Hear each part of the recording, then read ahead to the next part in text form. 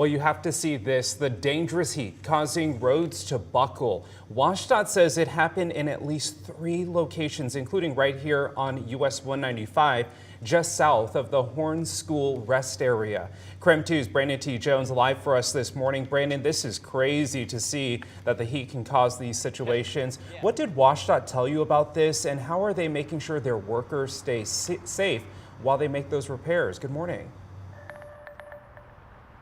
Yeah, good morning, Tim. Well, the WashDOT officials, they kind of described it to me as almost like tectonic plates, and it just gets so hot that ultimately the pressure forces it to pop on up, and it sounds like a kind of like a miniature explosion when it ends up popping up. And then, of course, we've heard Thomas explain that we're getting somewhat of a break from those triple-digit temperatures today, but nonetheless, the temperatures are still going to be very hot, so it's something that WashDOT officials will have to be working around for at least the next few days or so with those 90s in the forecast. And so we talked about those bursting panels, and then we also talked about kind of how their crews, construction crews, approach this type of heat. So we'll talk about just the guidelines they follow here first. And when temperatures meet or exceed 90 degrees, paid 10-minute breaks are required every 2 hours. If it's above 100 degrees, that break must be 15 minutes every hour.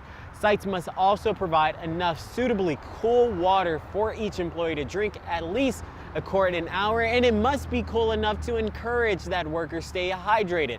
Efficient shade large enough for workers must also be provided, or a vehicle with running air conditioning is also acceptable.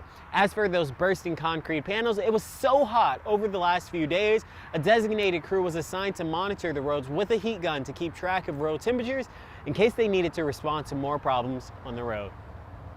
195 is kind of that spot that we watch continuously for those concrete panels that do happen to burst more often, just because it is an older section of concrete, and due to it being resurfaced so many times, that concrete's starting to get a bit thinner. So WashDOT told me they will continue monitoring the road conditions. And again, as a reminder, if you see crews out earlier, be safe on the road and give them space to work, because we've already actually seen some WashDOT crews out at 5 a.m. driving to whichever particular project or construction site, and that gives them an opportunity to beat some of that heat. But for now, reporting live here in Spokane, Brandon T. Jones, KREM 2 News.